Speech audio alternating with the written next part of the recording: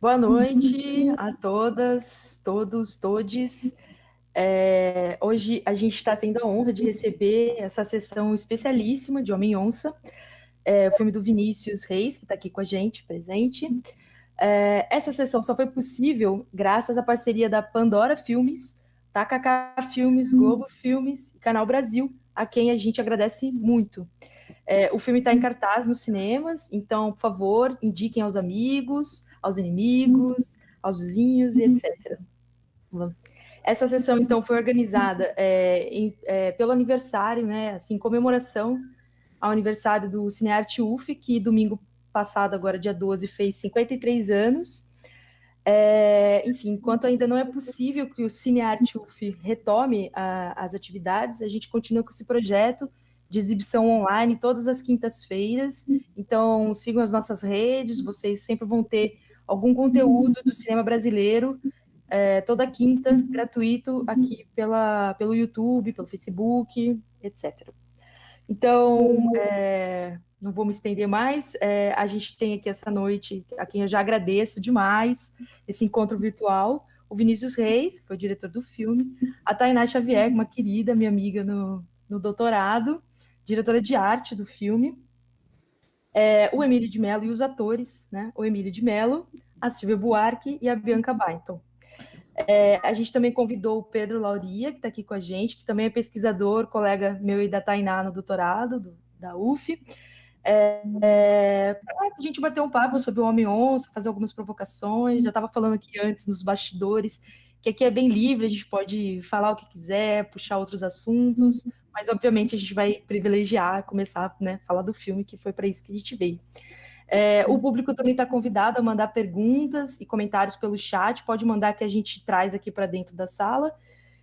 Aí eu acho que é isso, eu vou passar a palavra para o Vinícius, então, agradecendo mais uma vez, ele vai falar um pouco sobre o filme. Tá. Obrigada.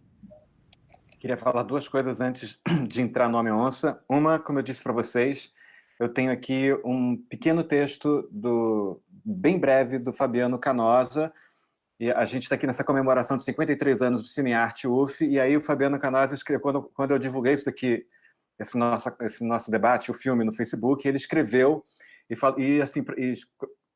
colocou uma observação dele lá. Por favor, please, mencione que o filme de abertura do Cinearte UF foi Sansal, de Andrei Wajda, parte da trilogia que culminou com Cinzas e Diamantes, depois de Canal, programado por mim, sob as asas de Nelson Pereira dos Santos e com o apoio incondicional de Luiz Alberto Barreto Leite Sanz. Ele falou para eu dizer isso, então estou cumprindo aqui o que eu combinei com o Fabiano Canossa, que ele estava na abertura do Cinearte UF há 53 anos. E a outra coisa também que tem a ver com esse cinema é que eu falei com a Lívia e queria deixar aqui público que esse cinema, o Cinearte UF, quem aqui do elenco aqui não conhece, é um cinema incrível, incrível tecnicamente. Assim, no estado do Rio, são as melhores projeções, assim, muito do que eu conheço, assim, de imagem e som. E que assim que passar essa história que a gente está vivendo aqui, o Cinearte UF reabrir, que seja com Homem-Onça. Queria deixar aqui público e que a gente se reencontre no Cinearte UF para esse debate aqui com todo mundo. Assim, para a gente... Porque é um cinema incrível. É um cinema... são as melhores projeções de imagem, som. Legal. E é isso, assim, enfim, espero que as pessoas tenham gostado do filme. O filme segue em cartaz, no momento, no Belas Artes, em São Paulo. Agora ele está só no Belas Artes, em São Paulo. Então, quem estiver aqui de São Paulo, que viu hoje, a experiência de ver não o Homem-Onça, mas, enfim, também, né, mas ir ao cinema é muito boa, e a gente estava falando sobre isso aqui antes, né, assim, que o cinema, de um certo modo, é um lugar seguro, porque assim é pouca gente, né? Então assim e ver o filme no cinema realmente é muito bom. E que hoje a gente está aqui nesse debate e que ele está passando, daqui a pouco começa uma sessão no Festival Latino de Nova York. E aí vai ter um debate também para o público lá. Assim, tem um outro Zoom aqui aguardando mais tarde com Ah, o público. hoje também esse? Oi? É hoje também? É hoje também. Vai passar, começa daqui a pouco a sessão lá no... Mas a gente não vai estar nesse Zoom, não, né? Não, esse Zoom estaremos eu e Gisela, nesse Zoom. Tá ótimo. E no fuso horário é 00:30. Ui! É. Mas é isso, estamos aí para falar do filme, para... Tainá, quer falar um pouquinho? Eu tenho muita coisa para falar, mas eu acho que eu tenho falado muita coisa, assim, sempre, então... mas eu posso ficar falando aqui também. Vamos rodando, e depois a gente volta para você daqui a pouco. Tá bom, ótimo. Pode ser. Primeiro, agradecer o convite e felicitar, né, nos felicitarmos por estarmos aqui juntos, por termos feito esse Homem-Onça juntos e que ele esteja no mundo, caminhando aí por vários lugares do globo. Desde o início, esse processo foi muito rico, né? Foi muito cuidadoso, né? Hoje a gente deve ter aqui alguns estudantes de uma turma que eu estou dando aula, e aí, por acaso, a gente já tinha falado do processo desse filme, era uma turma de 3º período, e hoje eles estão no 7º, se preparando para fazer o filme final deles, da faculdade. Então, a gente teve alguns tempos se encontrando com esse filme de maneiras diferentes, né? Com o roteiro, depois com o projeto, e depois todo o processo de pré-produção, de filmagem, e depois essa onça ela foi se metamorfoseando, né? Esse filme tinha um outro nome, ele ganhou um nome, a gente foi assistir umas sessões durante o processo de montagem, então todo esse processo foi muito rico, e perceber essa gestação mesmo, e estar hoje aqui falando sobre ele, e dividindo a experiência, né, com o público e com essas outras pessoas é muito bom. Eu acho que também é isso, tem tanta coisa para falar, né, mas eu acho que é interessante também ouvir e saber o que o pessoal está curioso aí. Vamos lá, só dar um oi e agradecer demais estar junto aqui. Agradeço também. Quer falar um pouquinho, Silvia? Não, só se perguntarem. Estou aqui com o maior prazer, e por ser na UF, né, de onde saem grandes pessoas, grandes cineastas. Eu trabalhei com uma menina que estudou na UF, Alice Furtado, fui dirigida por ela. Ela é incrível, então tenho o maior respeito assim, pela faculdade. E aí estou esperando a galera. Eu queria falar uma coisa, posso? Ai, amigo, dá um tempo. Fala, cara. Não, é porque a gente estava falando de uma coisa, falando disso aqui, eu estou aqui pensando um pouco, né? A gente se encontrando na tela, né? Que eu já estava falando um pouquinho antes que eu já estou bastante enjoado disso, eu não vejo a hora de poder encontrar as pessoas, de poder ver os cinemas cheios, de ver os teatros cheios, né? Mas uma coisa que eu acho importante dizer é que esse filme ele foi feito com um orçamento bastante pequeno, né? E nós todos colaboramos de uma certa maneira para que esse filme existisse, né? Que ele esteja aí, que as pessoas estejam vendo e falando sobre ele, estimulando as pessoas, mostrando um pouco desse recorte do Rio de Janeiro nessa década de 90. Mas mesmo sendo com pouco dinheiro, um filme como esse seria impossível sem uma subvenção do Estado, né?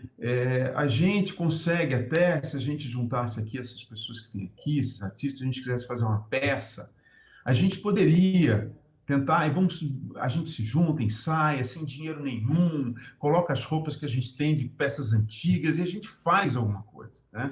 A gente vai e leva para a rua, para a praça, no Teatro da Marieta, que é nossa amiga, que vai lá, que é a mãe da Silvinha, e a gente consegue fazer. E o cinema não, né? Então, eu acho muito importante pensar sobre isso, porque por mais que a gente ganhe muito pouco para fazer o filme. O cinema é uma arte que precisa de dinheiro, né? Muita gente envolvida, dá um trabalho imenso. Eu nunca me esqueço uma vez que eu estava indo para o set de um filme do Hugo Giorgetti, aí foi assim, às 6 da manhã, aí o motorista que foi me levar estava me trazendo para casa às 6 da tarde, né? Porque a gente trabalha no cinema assim, né? A gente trabalha 12 horas, 14 horas por dia, né?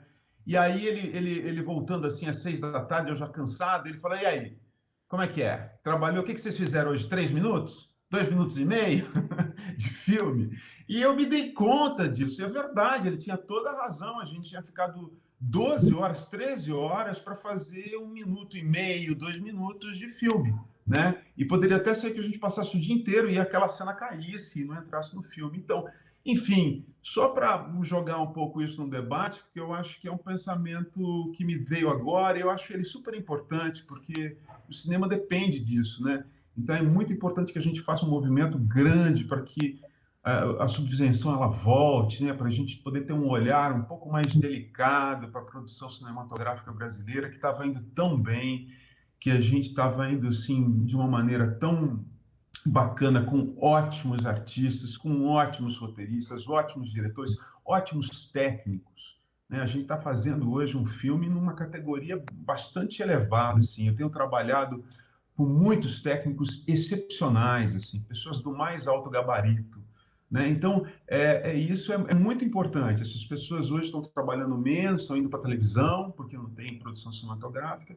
Eu acho muito importante que a gente volte a ter uma subvenção, que, né, que o governo possa olhar para isso com carinho. Não esse governo, que esse governo não vai olhar para nada, mas um próximo, que pelo menos a gente tem aí uma perspectiva boa para que volte, né, que a gente possa fazer cinema de novo, né? É muito importante para nós, artistas, para o público, para o Brasil, para a cultura brasileira. Só isso. Bianca. Ok, foi ótimo.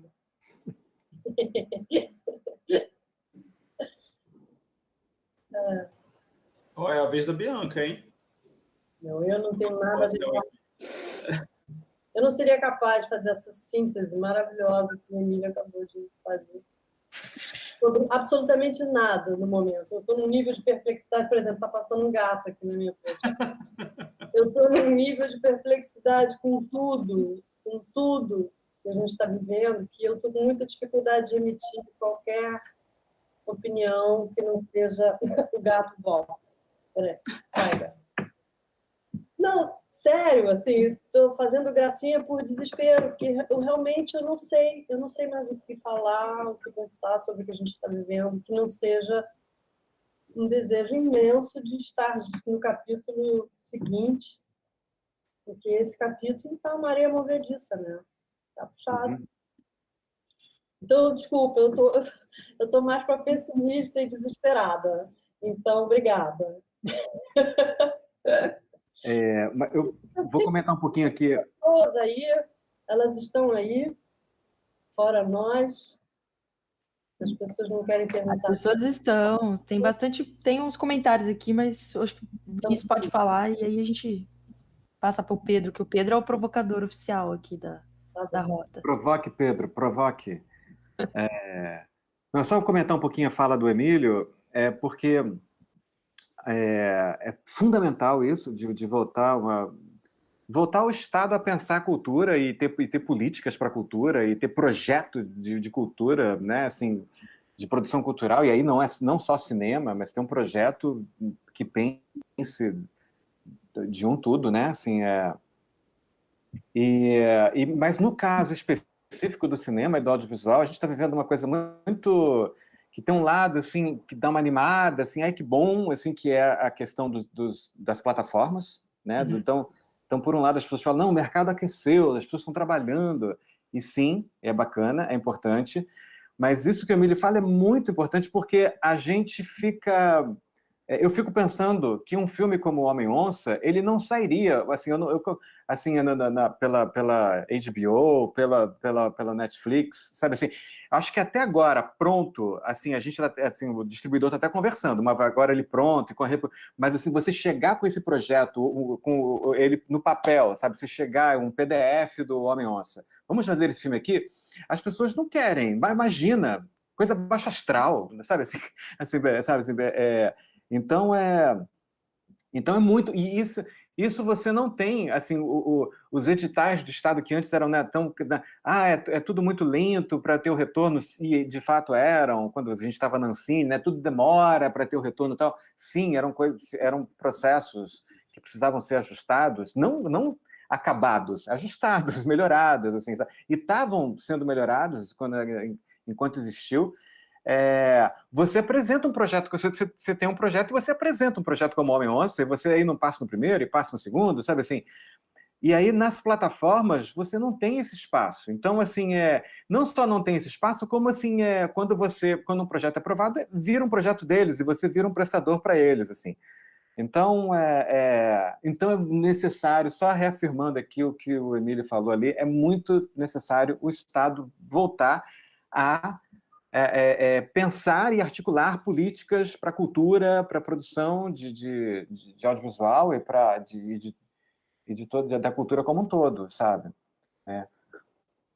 É fundamental. Eu penso, e eu estou falando isso porque eu penso muito assim que no caso Homem-Onça, sabe? Se eu tivesse hoje, sabe assim, e fosse para um pitching com o filme Homem-Onça, sabe assim, tipo, que isso, cara? Não, sabe? Assim, tipo, não, 2 tempos, não, a gente, mas para que 2 tempos, sabe assim? Tira, sabe assim, né?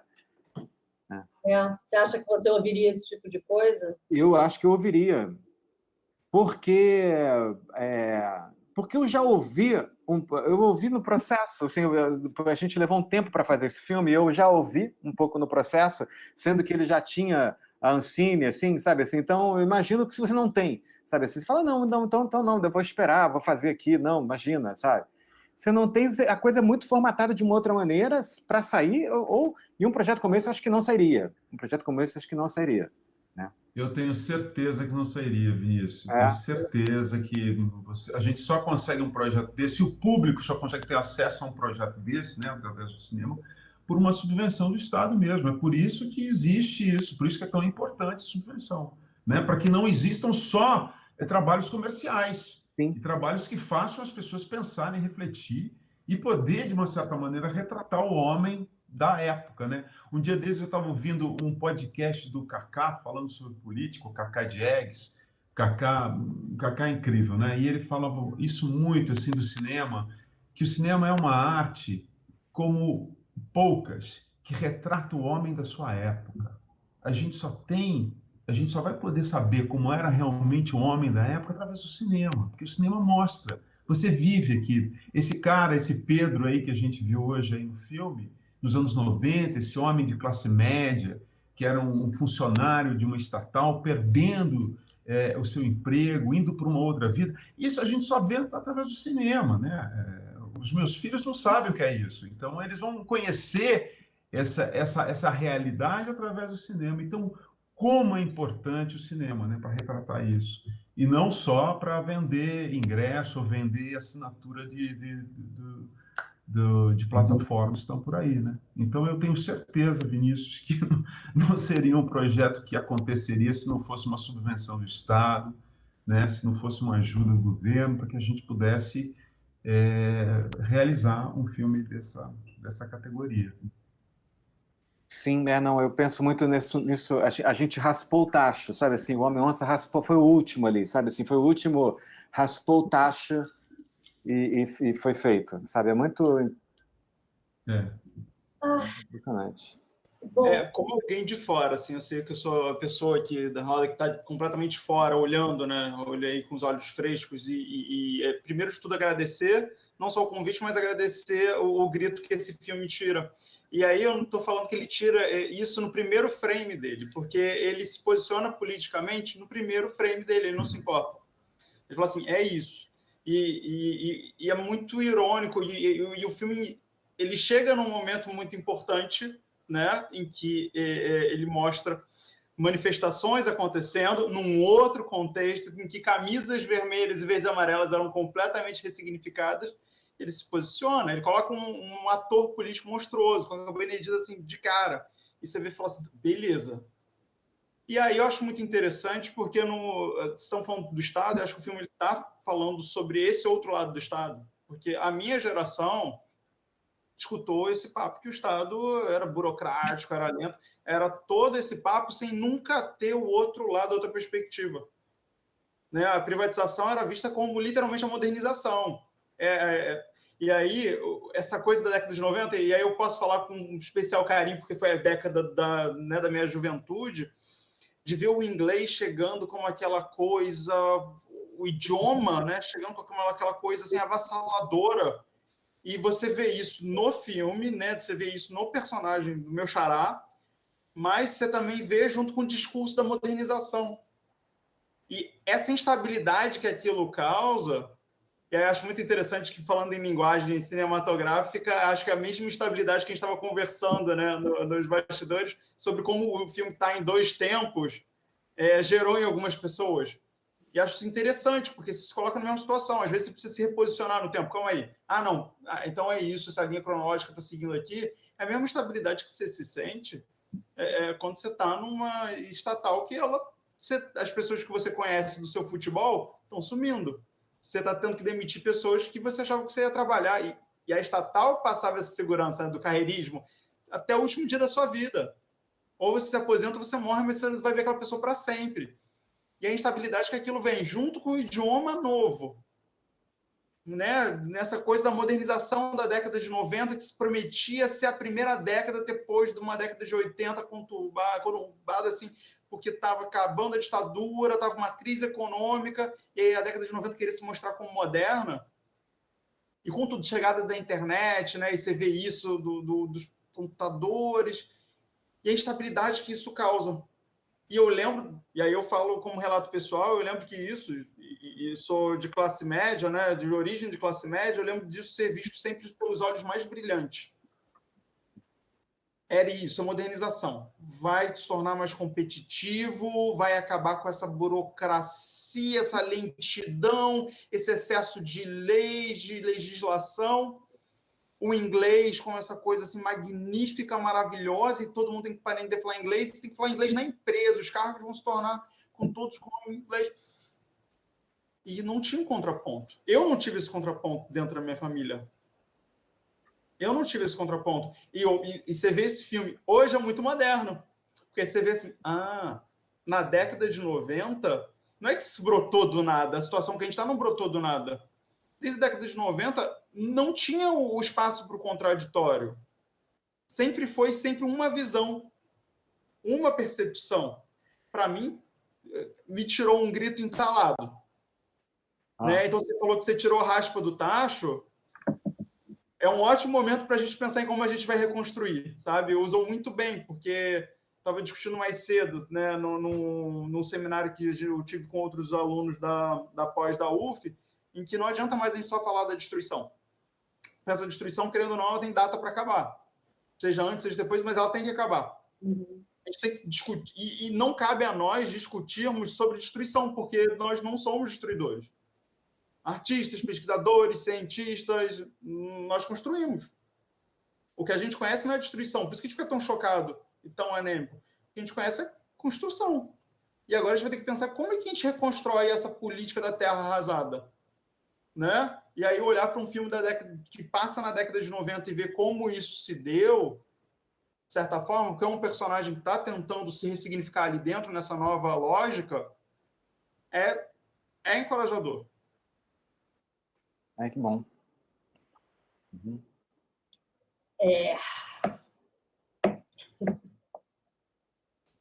Você falou... Eu pensei em tanta coisa quando você falava. Bom, primeiro, assim, que eu fui... tem uma coisa de uma identificação que as pessoas têm com o filme. Então, eu fui ao cinema 2 vezes na pandemia, agora, recentemente, foram as 2 idas para ver o Homem-Onça. A segunda eu não fiquei chorando, não. A primeira eu chorei muito, a segunda eu vi como um espectador. Assim, e aí encontrei com o Chico Dias, que estava lá. na sessão também.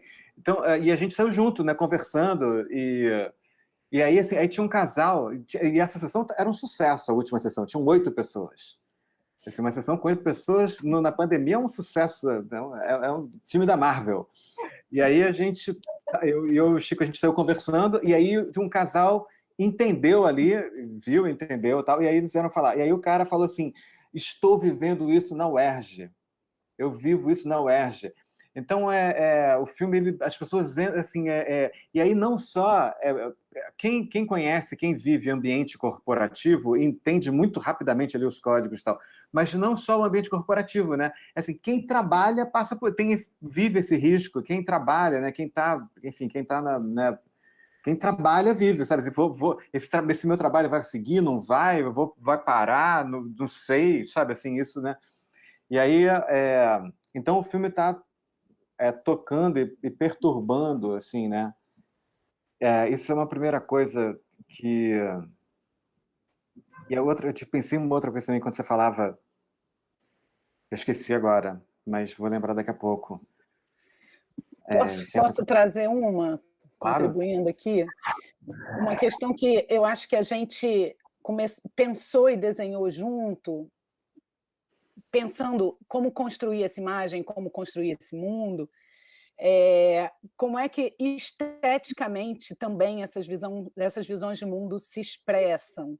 Que ali naquele momento para a gente, Vinícius, quando a gente começou a pensar esses personagens, quando a gente pensou esses mundos e quando a gente imaginou esses contrapontos desses dois mundos que estavam duelando ali naquele filme, né? A gente vinha um mundo chegando com força e querendo engolir o outro, né? E aí a gente criou alguns códigos nossos. Tinha a coisa do azul, que a gente eliminou, que o azul, para a gente, tinha um código que ele se atrelava com esse código, né? Da transparência, né? Do desaparecimento do escritório novo que o Dantas faria, de quem são esses novos agentes ali, aqueles novos atores que desconfiguram toda uma ordem, como é que eles aparecem, né? E aí esse é o nosso trabalho de traduzir esses pensamentos de mundo em imagem. E eu acho que a gente não imaginou que a gente ia viver o que a gente vive hoje, justamente nessa dimensão estética, do quanto a gente tem uma diferença expressa nas maneiras através das quais as pessoas se vestem. O Pedro falou das camisetas, do verde e amarelo e do vermelho, no que são os valores, no que são as coisas que as pessoas fazem, no que são as coisas que as pessoas comem, né? Como é que a gente vive hoje? Aí eu me lembro sempre da Fernanda Young, né? Aquela última entrevista que ela deu, que ela falava, gente, mas essas pessoas, ela falava, eles são muito cafonas. Eu acho que cafona eu acho que é mais, mas eu acho que esse olhar para esse jeito de estruturar o mundo e o que eu quero ter à minha volta, como é que eu quero me parecer para o outro, né? O que eu quero ser, como é que eu quero que o meu corpo seja, que eu acho que foi uma coisa que a gente começou a procurar ali quando a gente pensou no filme e a gente imaginou que aquilo podia ser uma chave interessante para a gente construir esses embates. Eu fiquei pensando, enquanto o Pedro falava, como é que essas personagens hoje elas estão aí, né, vivendo e desenvolvendo esse confronto entre esses mundos nesse momento que a gente vive agora, assim. Sei lá, o Bob, eu olho para o Bob e eu falo, gente, meu Deus, eu conheço um Bob, né? O outro lá do Rabinho, esqueci o nome do personagem, mas enfim, do Alan Tom.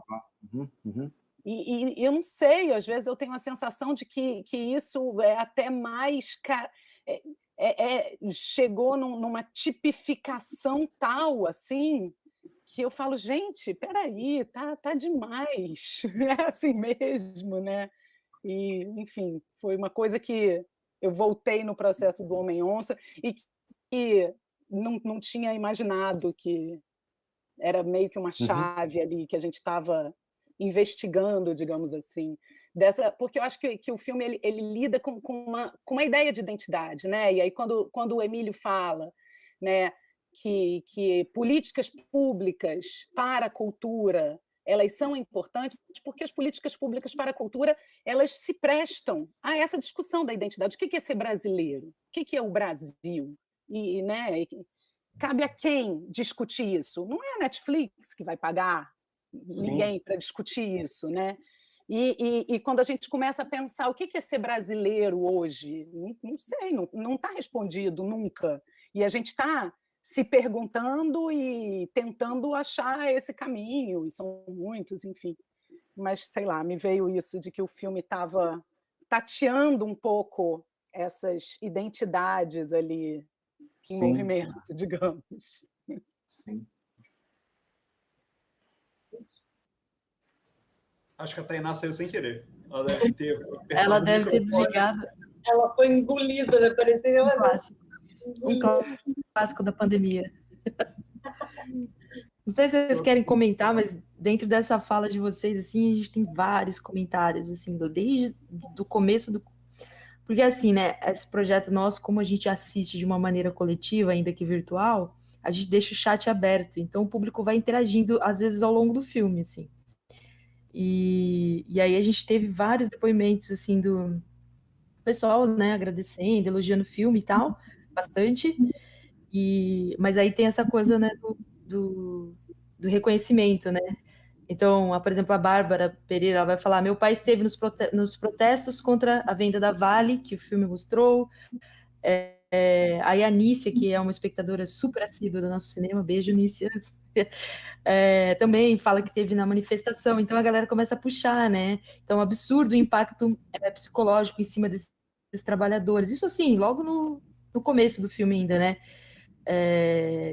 Criticando o neoliberalismo, etc. E aí tem uma pergunta do Everton, que é nosso colega no doutorado também, né? Quase a gente está uma super patotinha aqui, que eu vou colocar aqui, enfim, depois, se vocês quiserem comentar. Ele falou que vem do seu filme, Vinícius, ele lembrou do filme do Ken Loach, de 2001, chama Os Ferroviários, que não foi exibido comercialmente no Brasil, mas passou na Mostra Internacional de São Paulo. E aí ele fala que o processo de privatização da companhia ferroviária inglesa afetou profundamente a vida de seus funcionários. E ele pergunta se por acaso você viu esse filme, porque ele fala que são contextos diversos, mas que o impacto emocional e social na vida desses trabalhadores, né, é muito, muito semelhante. Assim, ele tá falando sobre isso, assim. Se alguém não filme, mas puxando essa coisa do impacto, que o pessoal já falou logo no começo, né? Eu não vi esse filme do Ken Loach, Os Ferroviários. Eu não vi.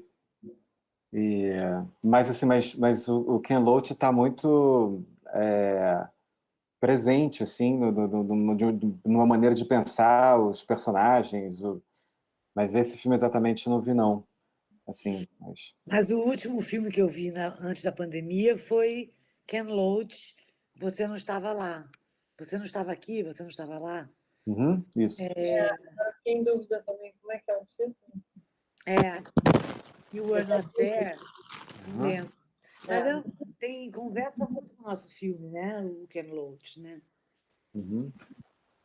Sim, quando você pega um trabalhador e o efeito do trabalho ou do não trabalho, o rompimento dele com o trabalho, o efeito na família, o efeito, o tsunami, e aí isso é muito... Né?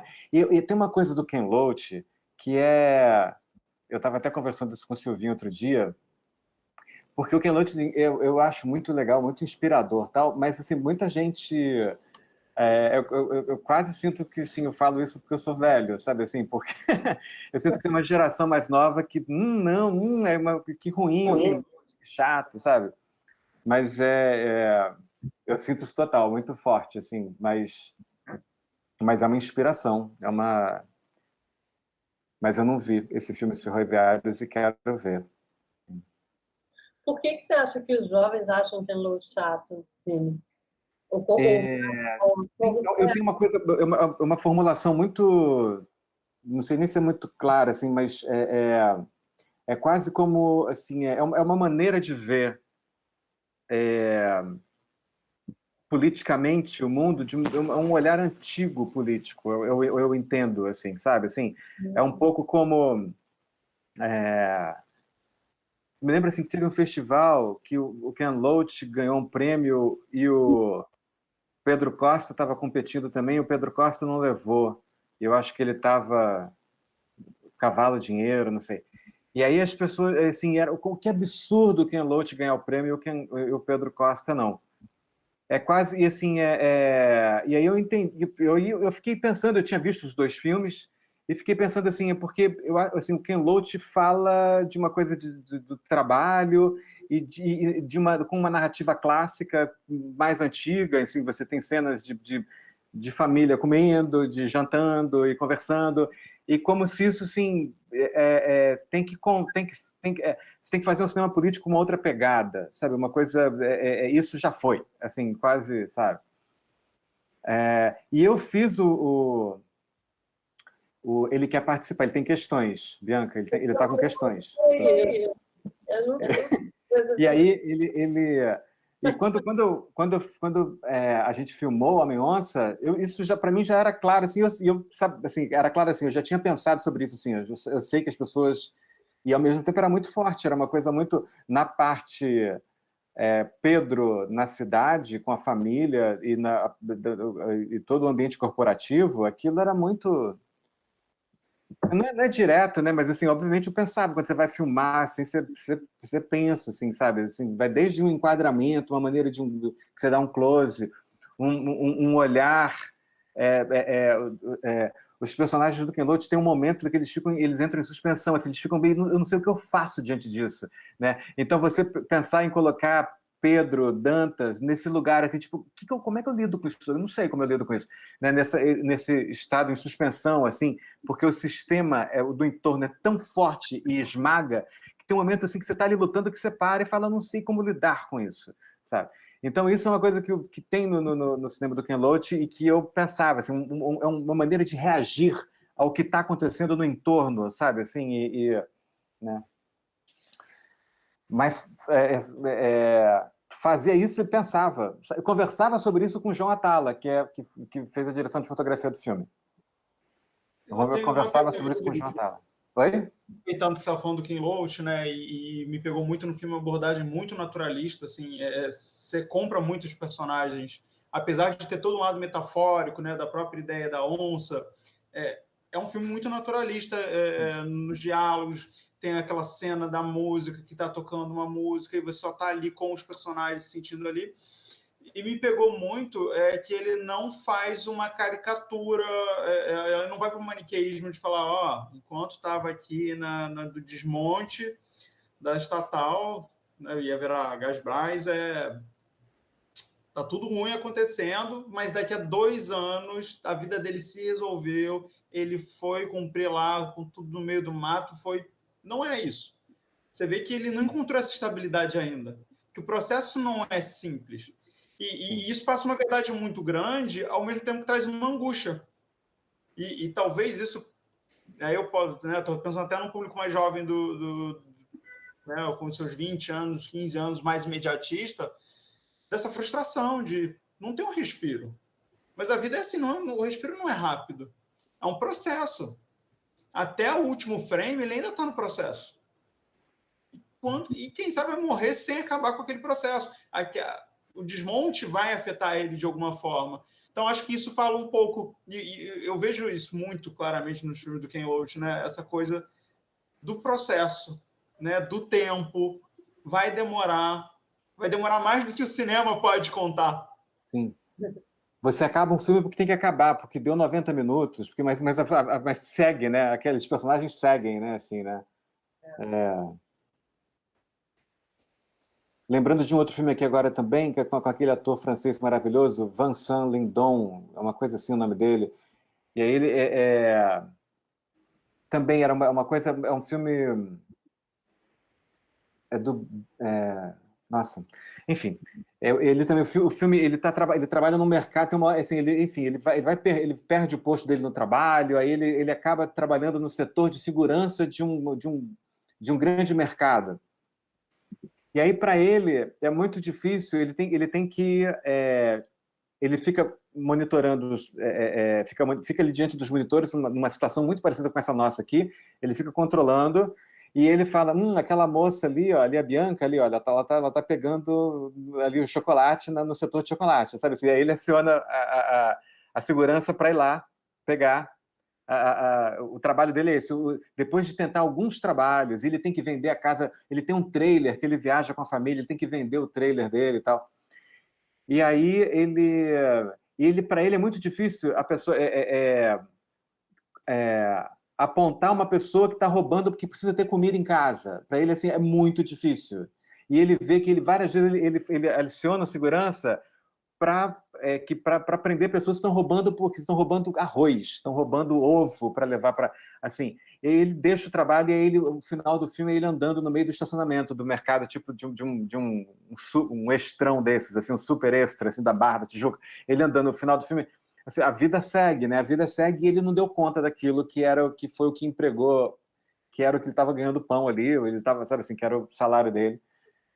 Enfim. É duro, né? Assim, essa coisa eu ouvi muitas vezes no filme, no processo, para chegar no, né? Assim, você vai contar essa história, as pessoas falavam assim, mas é muito triste. Ai, não! Sabe assim, tipo, é muito triste. A gente tem que contar, né? Assim, tem que falar, né? Tem que contar, né? Às vezes tem história que é triste, sabe assim? Tem história que é triste, né? Sabe? Ai, você vai expor seu pai, assim, a história dele, ele dormia no banco da praça, né, sabe, assim, tipo, isso, sabe, tipo, né, tem que contar essas coisas, né, tem que contar, e contar da melhor maneira, sabe, do jeito mais bonito, né, você tem que pensar nisso, assim, sabe, assim, né. E é um recorte assim muito único. Eu posso falar, quantos filmes que estão lá abordando as privatizações, as primeiras privatizações na década de 90?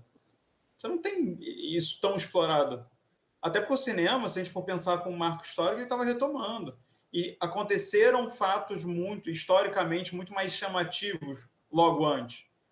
Seja a ditadura, seja toda a questão vinculada ao Plano Collor.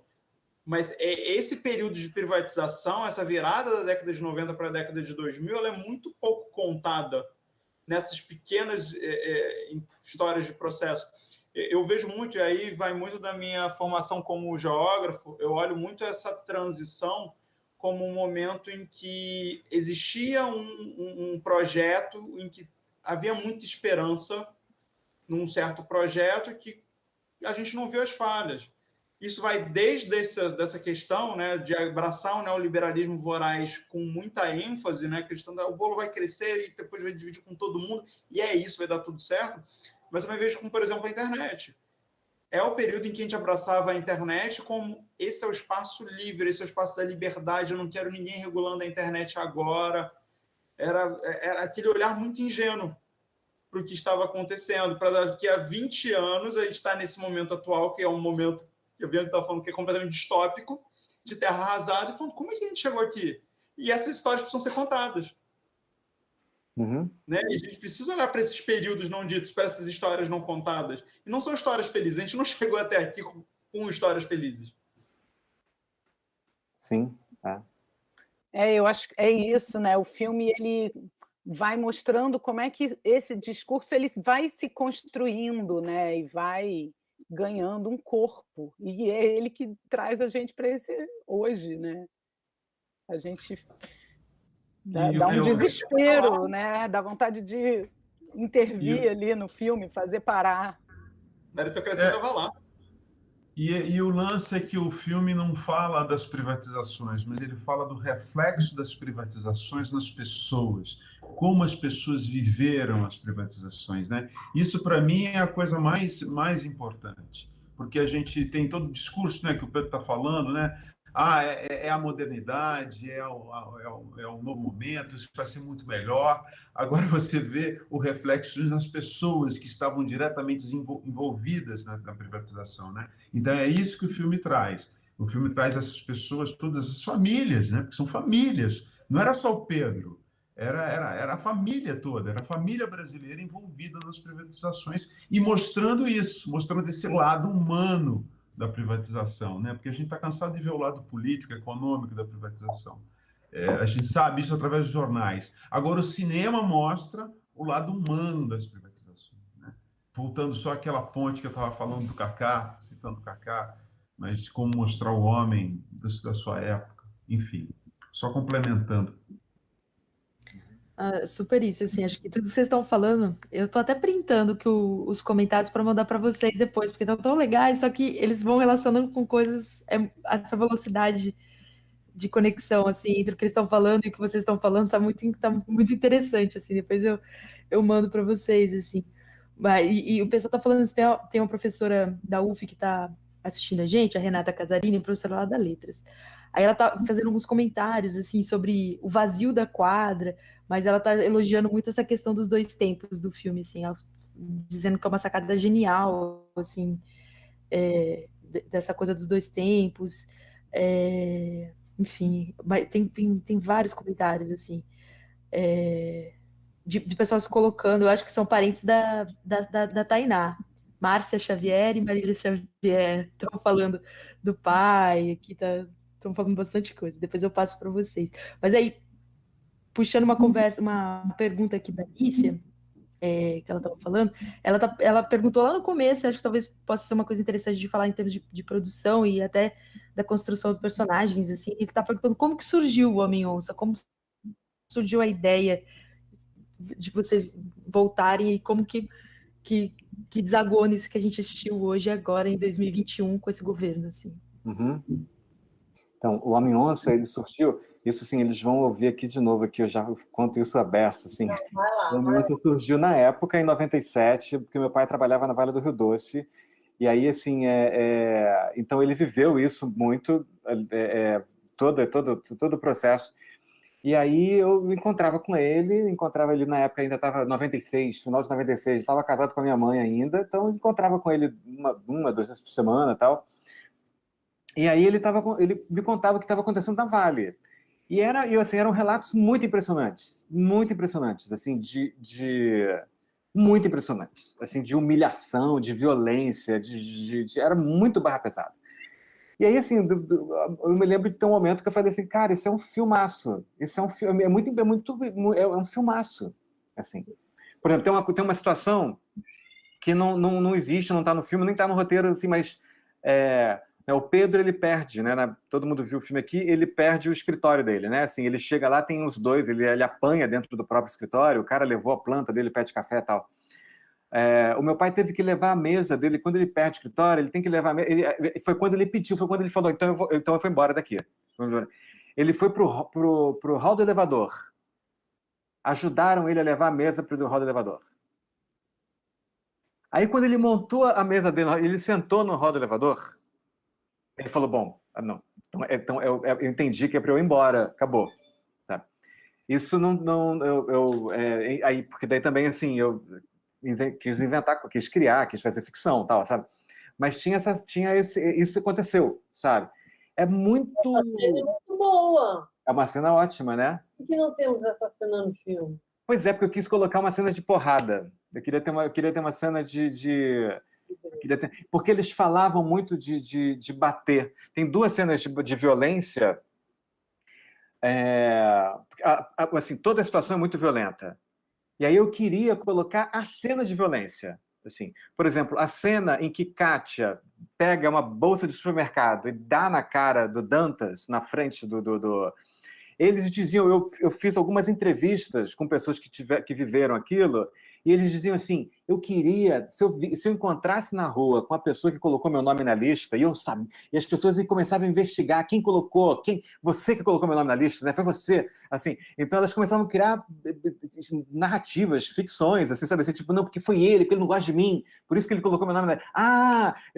As pessoas começavam a criar, sabe, assim, como meu nome apareceu?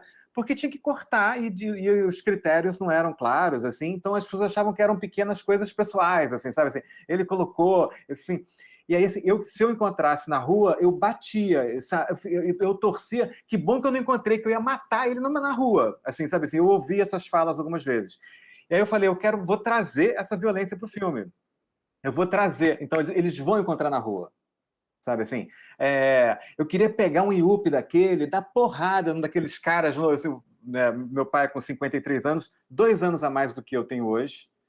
Tenho 51. Ele vivendo esse tsunami com 53. Assim, tipo, então, eu queria pegar um IUP daquele, aqueles caras com um rabinho de cavalo, sabe, falando inglês impecável, tá? Assim, tipo, dar porrada num cara desse. Aí, assim, vamos colocar essa cena aqui, todo mundo deseja isso, essas pessoas desejavam, vamos ter essa cena no filme, dá briga, sabe? Então, porque era muito... Mas porque essas cenas... uma outra cena incrível, assim, é de um cara que ele preparava as listas, ele era um cara que ele preparava, ele que indicava nomes, e ele tinha muito orgulho disso, ele era amigo da empresa de consultoria que entrou na Vale e que pedia, e ele que preparava as primeiras listas, tal, ele indicava os nomes, naquele setor pode ser o Emília, Bianca e a Maria Eduarda, pode tirar os 3 ali, assim, sabe? E aí ele pegava essa lista, um dia ele pegou a lista, todo orgulhoso, porque ele que indicava, ele que estava ajudando a enxugar, ele, sei lá, o que passava pela cabeça. Um dia ele pegou aquele envelope, que nem a cena do Pedro, aquele envelope pardo, ele abre, pum, ele lê os nomes para checar, e o último nome era dele, ele infarta no corredor da Vale do Rio Doce. O último nome era dele, colocaram o nome dele lá. E ele estava certo assim, tipo, não, eu estou aqui do lado das pessoas que estão enxugando tudo, ninguém vai me tirar. E tiraram ele, sabe? Um dia ele pega e ele infarta, né? Então é uma outra cena também... Enfim, então isso tudo para contar que assim, eu ouvi essas histórias, eu falava assim, tem que fazer um filme sobre isso. Assim, e assim, um momento assim, e tinha uma coisa muito interna. Então esse filme nasce muito na coisa familiar, assim. Depois eu vou expandir a pesquisa, depois eu vou ler, eu vou estudar, né, vai ter uma psicanalista que estava trabalhando com isso na época, que veio me ajudar depois quando eu estou escrevendo o roteiro e tal, assim, tem um livro do Boltanski chamado Espírito do Capitalismo, que fala sobre o neoliberalismo chegando nas corporações nesse momento. Assim, ele fala de muito mais coisas, mas ele tem assim, tipo 4, 5 capítulos sobre a nova organização corporativa, sabe assim, sobre o novo espírito da nova organização corporativa, assim, que foi assim, foi um manual para mim, assim, sabe assim. Então depois eu fui expandir, mas ele começa muito de conversa de família, almoço de domingo. E tinha e daí tinha também essa coisa que eu vi essa cena que também, que tem lá a cena da Rosa brigando, e aquilo aconteceu. Aquilo foi a minha prima, que ela estudava, era fazer economia na UERJ, e embora numa universidade pública, era uma universidade totalmente, naquele momento, contaminado por um espírito escola de Chicago, embora numa universidade pública. Então, ela tinha uns professores de economia que eram amigos da Helena Landau, que trabalhava para o governo Fernando Henrique Cardoso, sabe? E ela era uma aluna brilhante de economia, então ela estava ali e aí, num almoço de domingo, ela fala assim, é duro para você... Tinha uma tia também que estava na Vale. Então, nesse momento, está todo mundo com medo de perder emprego, ela fala assim, é difícil para vocês, né? Mas o Brasil vai modernizar, vai ser ótimo. O Brasil vai ficar mais competitivo no cenário. E aí, foi a minha mãe, não foi nem meu pai, nem minha tia. Assim, eles ficaram olhando assim para minha prima, e a minha mãe falou assim, neoliberal, canalha, seu professor é um imbecil. Ele não é imbecil. Assim, daí começa um bate-boca então, assim, ele começa muito de uma coisa muito família. Aí eu falo que o Homem-Onça tem uma camada de, sabe, Super 8 de família, dos anos 70? Ele tem, em algum lugar, o Homem-Onça é um VHS da festa de 15 anos, em algum lugar ele é o Super 8 da família, sabe assim? Porque ele traz essa coisa muito... Ele parte disso, de uma coisa muito de como isso afeta, né? Como ele está falando, como a privatização entra nas casas e penetra nas pessoas, atravessa as pessoas e a segurança das pessoas, e fica todo mundo nervoso, né? Assim, então é isso, sabe? E todo mundo perde um chão, sabe assim, né? Eu me lembro dessa minha tia, nossa, assim, ela estava muito morria de medo de ser demitida, era um medo, assim, e chegava 7 horas, pegava o metrô, chegava lá na Tijuca, na casa dela, meu nome não estava na lista. Ufa, tinha esse Meu, hoje, não foi hoje. Cara, muito barra pesada, sabe? Assim, então, eu via isso e falava assim, tem que contar isso é muito forte, isso é muito... Né? Então, enfim, o Homem-Onça nasce disso, né? Dessa observação disso, sabe? Assim, o Homem-Onça nasce disso. Ele nasce, o primeiro nome dele é Mulambo, né? Como o Tainá falou, ele nasce Mulambo. E aí me disseram assim, aí já era essa história, né? Aí uma vez eu conversando com um cara assim, muito entendido de pitchings e de defesas de projeto, ele falou, cara, você está contando isso, ainda você dá o nome de Mulambo, você não vai ganhar dinheiro nunca, você não vai levantar dinheiro nunca para fazer. Eu falei, mas o Mulambo é tão bonito, é a canção predileta do personagem principal. Mas, cara, você não vai. Você está contando essa história de privado. Ninguém quer contar essa história. Ainda se dá o nome de Mulambo pro herói, sabe, assim, tipo do filme. Então é ele, né? Porque é o Pedro, né? Aí eu mudei o nome para tentar ganhar o pitching, o edital, sabe assim? Aí foi para Montanha Russa. Deu certo. E aí ganhou. Mas aí no meio do processo de montagem, a gente começou a ver o filme, já montando, já depois da filmagem, e falou, não, esse filme é o Homem-Onça. Por tudo que é o Homem-Onça, né? Assim, vai desde o vitiligo, a questão do vitiligo, até da onça ameaçada, o animal em extinção, o animal que estão avançando pelo cerrado, estão derrubando as florestas, estão matando a onça, o trabalhador, essas conexões todas, né? Assim, tipo, né? E aí tinha uma coisa também familiar que era... Meu pai viveu numa cidadezinha muito pequenininha no interior de São Paulo e que tinham onças na mata, o que não era, ele fala isso, né? O Pedro fala, o que não era café, era uma mata muito fechada porque tinha onça. E tinha essas histórias, a onça andou na linha do trem, a onça pegou o bezerro, aí tipo, juntar isso tudo e virou Homem-Onça, sabe? Então vem daí, vem disso. Só rapidinho aqui, o pessoal tá falando que a cena da bolsa é uma catarse. Assim. Duas pessoas falaram da bolsa, da bolsada. É uma catarse. Assim. Duas pessoas falaram na sequência. Assim. E tá engraçado, porque o pessoal tá metendo pau no FHC aqui. Perguntando, será que a FHC viu o filme? Cena, eu não conheço, por exemplo, desculpa te interromper, Lívia, mas assim, eu ouvi, por exemplo, a privatização do Banerjee. Então, teve a história do Dantas vem da privatização do Banerjee. Quando o Banerjee é vendido, quando o Itaú compra o Banerjee, muita gente se jogou no pátio interno daquele prédio lá na Carioca, sabe? E aí, muita gente, quer dizer, muita gente, assim, sei lá, o bastante para a gente ficar muito... Um suicídio já é bastante. Mas, enfim, foram uns 4, sabe, assim... Então, assim, aí vem da história. Na Vale eu não conheço nenhum caso conheço infarto, conheço, né, gente... Né, meu pai, de fato, desenvolveu vitiligo, essas coisas. No Banerjee teve... as pessoas assim, umas 4 pessoas se jogaram, assim, sabe? Entrou num processo lá de reestruturação da empresa tão barra pesada, tão violento, tão humilhante para o trabalhador, que uns 4 iam lá para cima e se jogavam no meio da reestruturação sabe? Então, assim, essas histórias eu conheço. Essas outras histórias de eu queria pegar e bater, isso é um desejo. Eu falei, eu vou colocar isso tudo que as pessoas desejaram, vai ter no filme.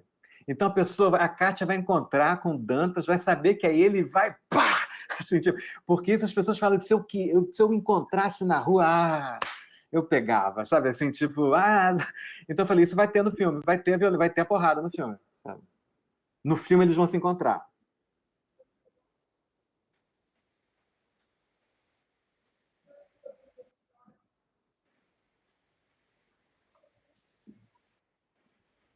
E o que é o cinema senão a catarse, né? É isso, a catarse que eu tive no início do filme, vendo imagens documentais, é essa catarse também que você sente quando os personagens conseguem reagir de alguma forma.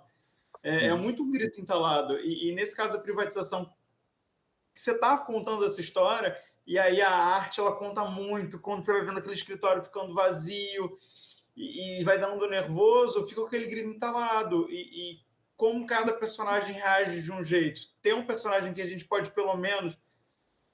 O protagonista ele já não consegue, né? Ele tá lá naquele processo dele e não tem um momento de catarse dele. Quando ele vai ter, ele é apagado. Você ter pelo menos um momento de respiro que você fala assim, é importante. O cinema ele tem esse poder, né? Então é importante usar. Sim.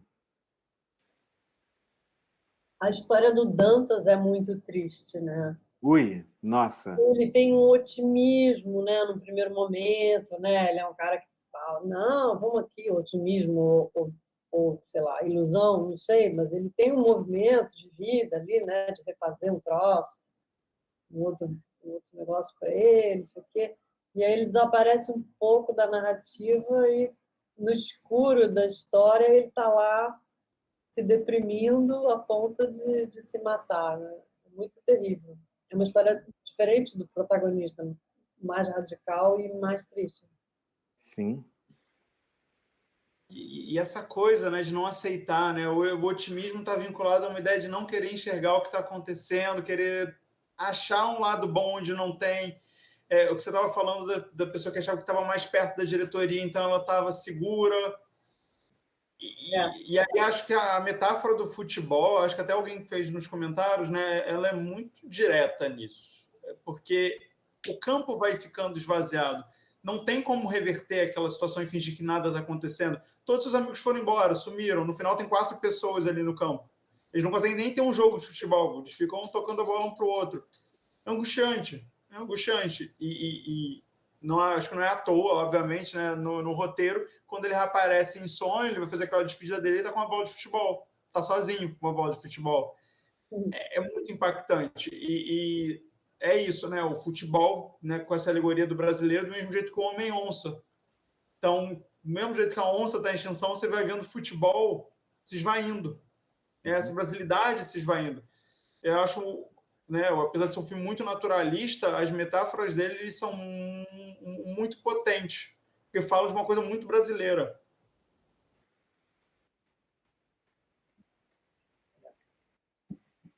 Tem uma coisa disso, tem uma coisa também assim, né, para os personagens, que tinha uma coisa também que eu observava na época, assim, também, né, observação da família, assim, sabe? Que é essa coisa de você se reinventar, sabe? Assim, que é assim, tudo, né? Assim, tipo, tá todo mundo ali meio desencaixado, né? Assim, a Sônia, mesmo o Dantas com o otimismo dele, assim, e mesmo na outra parte a Lola, assim, todo mundo é meio desencaixado, todo mundo assim, tipo, né? Assim, todo, assim, é um momento em que assim as pessoas perdem um chão, assim, sabe? Assim, perdem um chão não, mas eu vou abrir uma outra coisa, um escritório de consultoria. Não, mas eu vou abrir uma distribuidora de produtos de limpeza, porque isso é... E aí uma euforia que vem com essa... Pronto, vou refazer minha vida e vai dar certo. Assim, meio sem se perguntar se aquilo é bom ou não, meio sem se... Né, meio para dar um jeito, assim, sabe? Assim, para... Né?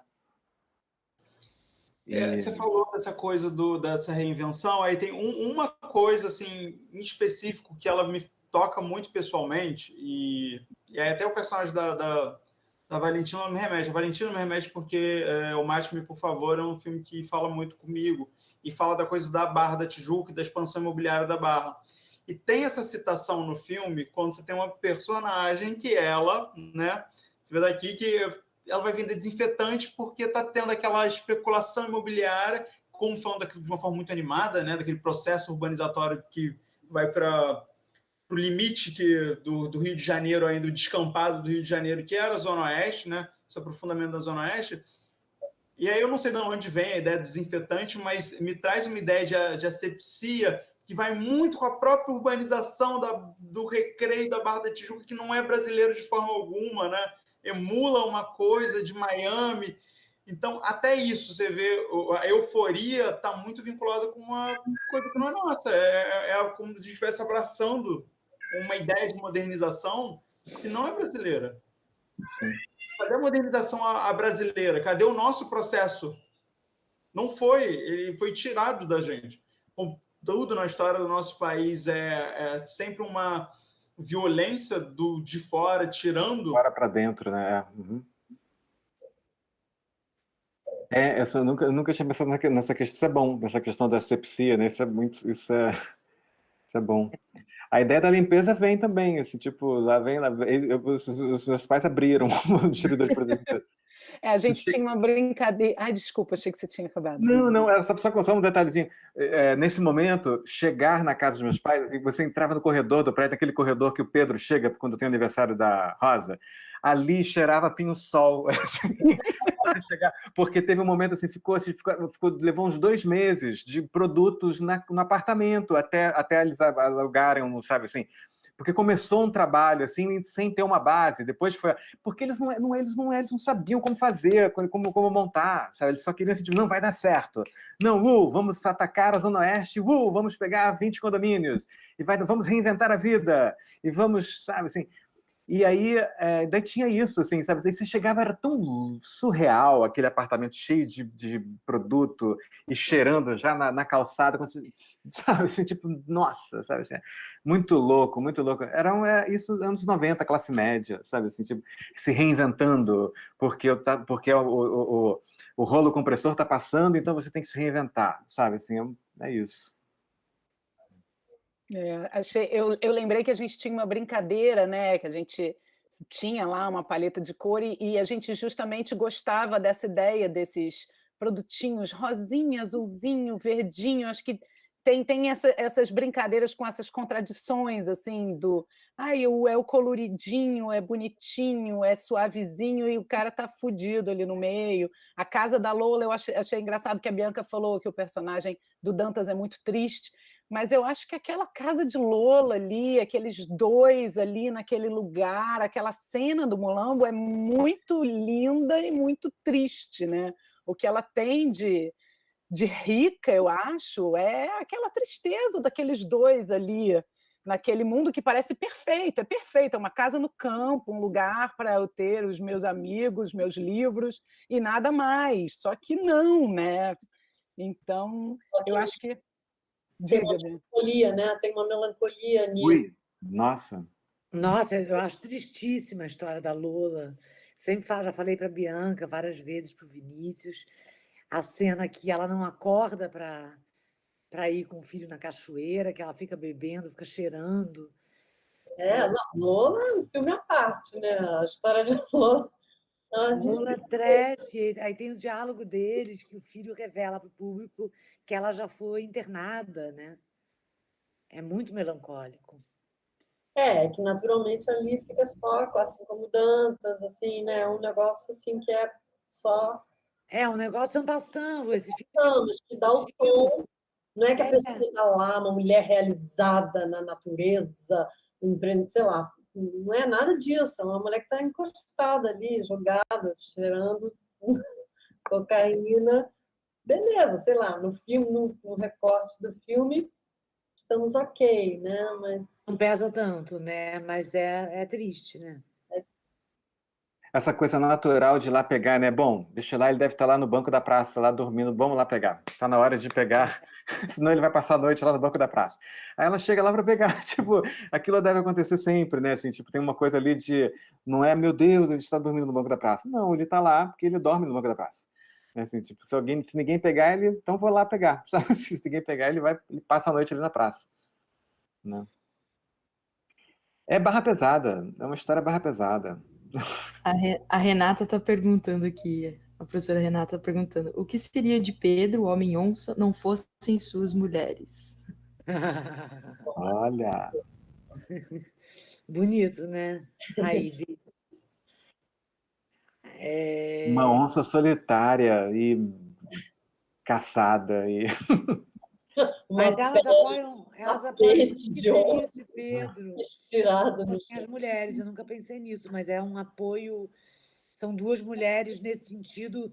O que a minha amiga falou, que a gente estava falando antes de vocês entrarem, uma amiga minha deu uma leitura muito louca de que elas seriam duas faces da mesma mulher. Elas são muito diferentes, mas elas estão ali, né? O Pedro não existiria sem essas mulheres. Elas dão uma dignidade, uma alegria para ele. Você vê que ele tem um casamento bacana até ele começar a deprimir, né? A questão dele com a Sônia, a separação dele com a Sônia não passa por uma crise de casal. Não, não é uma crise de casal, né? Não, são momentos de olhares, desejos de vida diferentes, né? Que divergem. E a Lola também, dá um colo para ele também. Imagina esse homem sozinho, esse homem onça sozinho naquele lugar. São mulheres que não questionam ele tampouco, né? Protegem ele, né?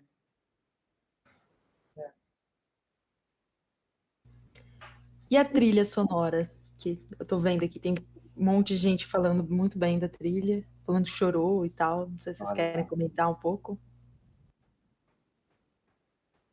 A trilha é uma camada a mais, assim, para contar a década de 90, né? E aí tem, para falar da década de 90, e tem uma conexão também, assim, tinha essa coisa muito forte, aí voltando nessa questão, né, lá o almoço de domingo, né, na família. Tinha o Pedro, o meu pai tinha uma conexão muito forte com música, e então, e aí eu quis trazer isso tudo. Por exemplo, né, o Caetano lançou em 95, um pouco antes desse tsunami todo das privatizações, o Caetano lançou o Fina Estampa. E aquele repertório, o meu pai gostava muito daquele repertório, e ele tem a mesma idade do Caetano, teria a mesma idade do Caetano. Então eles ouviram isso. Na década de 50 se ouvia boleros, e se ouvia na década final de 40, 50, então ele ouviu isso, era muito popular, tal. E ele não gostava do disco do Fina Estampa. Ele ouvia todos os originais. Assim, ele tinha o Simão de Asa, ele ouvia, então eu coloco ele ouvindo o original. Ele não gostava daquela, ele achava uma coisa meio fresca, aquela coisa, aquela roupagem sofisticada aqui do Fina Estampa. Ele achava aquilo meio, ele ouvia ele ouvia essas músicas mexicanas, os boleros e as guarânias. Ele ouvia no original. Então isso são, né? Tem a coisa do samba, a coisa do mulambo. A mulambo, assim, a gente estava... o mulambo, ele tá no filme, e ele deu nome ao filme, assim, porque ele... no Praça Sans Pena, um filme que eu fiz antes, assim, tem uma participação do Aldir Blanc. O Aldir Blanc é um cara dessa geração também, nasceu ali na primeira metade dos anos 40, então ele é da geração dos meus pais, assim. E a gente filmou com o Aldir Blanc, e nesse dia que a gente filmou com o Aldir Blanc... obviamente a gente fechou o bar e obviamente ficou todo mundo bebendo depois da filmagem com o Aldir Blanc e aí o Aldir Blanc já muito, assim, ele puxou Mulambo, e aí ele contou a história que ele ouviu Mulambo quando ele tinha 15 anos e ele decidiu ser compositor porque ele ouviu Mulambo, ele em cima da goiabeira do quintal da casa da avó dele, no Estácio, ele ouviu vindo do rádio da casa vizinha, Calbi Peixoto cantando Mulambo, ele ouviu, ele falou, isso é muito bonito, ele tinha 15 anos. E aí ele falou que ele quis ser compositor, e aí isso foi tão bonito, o Aldir contando essa história e tal. Eu me lembro que eu estava ali ainda nessa época, estava acabando a filmagem do Sem Pena, havia a ideia e o projeto do Homem-Onça, mas era um argumento. Eu falei, eu vou trazer essa música, porque esse cara é da geração dos meus pais, e sabe assim, vou trazer essa música para o filme. E tinha uma coisa já da bebida, né? No argumento já tinha uma coisa da bebida, de encher a cara, né? Eu me lembro que tinha um filme que foi muito inspirador dessa época para a história, sobretudo de Lola com Pedro, que é o Living Las Vegas, é um filme com Nicolas Cage. Lembra, assim, eles enchem a cara e um vai ajudando o outro, quando um está muito caído, o outro vai lá, ajuda, e quando um está muito... Eles ficam se ajudando, dois bêbados se ajudando, um casal de bêbados se ajudando. Assim. E esse filme é um filme de 97, né? No ano que tudo aconteceu, assim, do ano do... E é um filme que eu falei assim, a gente está numa outra voltagem, a gente está 2 oitavas abaixo, porque ali no Living Las Vegas é muito, sabe? Mas, assim, aquela cena dela indo lá pegar com naturalidade, sabe, assim, aquele... Né? Então isso já estava no filme. E aí, assim, o Mulambo estava muito amarrado a isso, sabe, assim, beber, encher a cara, ser um mulambo, ser um pá, sabe, assim, tipo, né? E aí eu trouxe essa história, essa música. Ouvi o Aldir cantando e ele cantava muito emocionado, ele cantava muito o Aldir, mas para cantar Mulambo ele ficava assim, o rosto ficava vermelho. A Tainá a gente estava lá no dia, lembra? Assim, o rosto ficava vermelho e ele cantava quase chorando Mulambo, sabe assim? E como uma coisa mais, ele cantava como se fosse a coisa mais linda do mundo. Mulambo era a coisa mais linda do mundo para ele, assim. Falei, nossa, que bonito isso. Vai ser a canção predileta do personagem principal, do Pedro. E então a música é isso. E aí, assim, o Mano Chao, o Nação Zumbi, isso são as festas, né? Assim, quem frequentou festa nos anos 90, assim, vocês são mais novos, assim, mas assim, era a sequência, você dançava Pedro Luiz, depois dançava Nação Zumbi, depois dançava o disco novo do Tom Zé, que o David Byrne tinha produzido na época, assim, tinha redescoberto o Tom Zé na época, o David... Então era o repertório dos DJs, assim, é muito clássica a cena da Rosa, aniversário da Rosa, aquilo é uma coisa que, aquela sequência é uma sequência das festas, dos aniversários dos anos 90, assim, sabe? Agora que você falou isso, Vinícius, eu estou lembrando, e é muito legal trabalhar com arte, né? Porque a gente se conecta, cada filme que a gente faz, a gente encontra a nossa vida no meio do filme e traz ela para dentro do filme, né? Sim. Eu entrei no curso de cinema da UF em 1995. Olha. Minha matrícula de estudante de cinema era 195. E aquela festinha da Rosa era muito a festinha do cinema, assim, sabe? A decoração, a onda e as músicas. Então eu dei uma voltada no tempo agora, lembrando muito disso, assim, nessa conexão ali com Rosa. Muito legal. Vocês foram aos Afronautas? Vocês foram alguma vez aos Afronautas? Era ali no Vasco? Era ali no Vasco um tempo. Muito. Emílio, Bianca, não sei se vocês foram aos Afronautas. Era uma festa, Afronautas. O Wellington Soares, o pessoal botavam música e tocavam junto com as músicas. É. E era isso, era Mangue Beat, né? Era Pedro Luiz, o repertório era esse, assim. Sabe? Era muito legal. E era nessa época, 96, 90, exatamente. Não, acho que eu estava dormindo.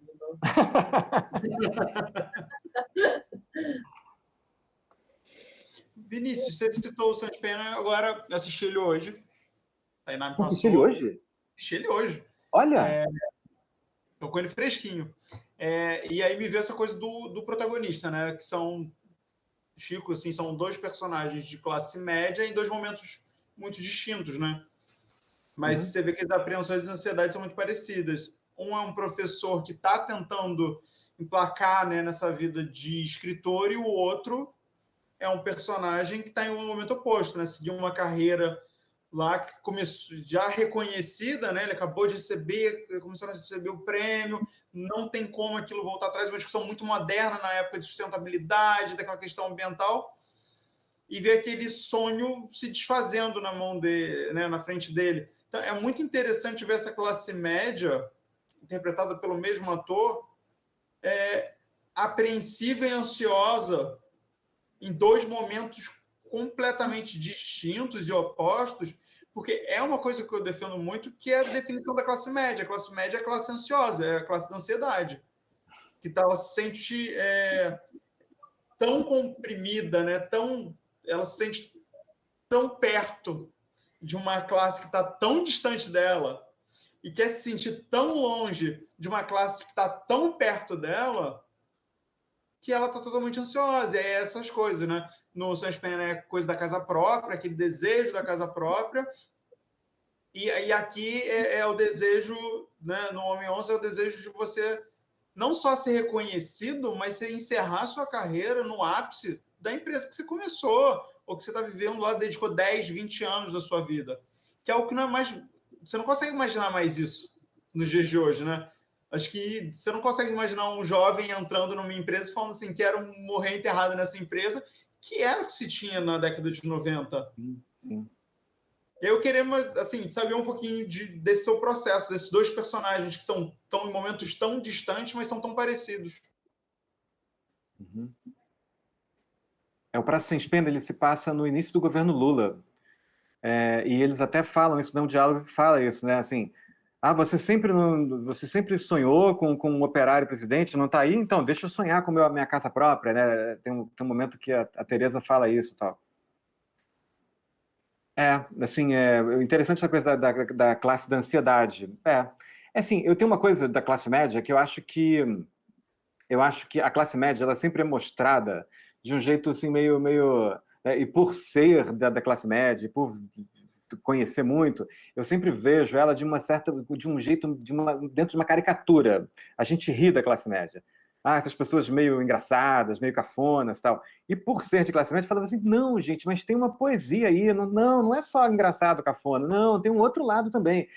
Então, eu sempre teve uma vontade de narrar de um outro jeito a classe média, sabe? Assim, de que não fosse uma coisa engraçada, de pessoas meio ingênuas, de pessoas que não, sabe, assim, que tinha sempre teve essa vontade muito grande de narrar a classe média como ela é, assim, de dentro, do lugar de fala dela, né? Assim, tipo de dentro.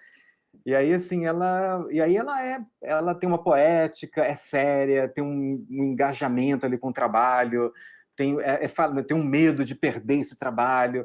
E aí é contar de dentro, né? Assim, contar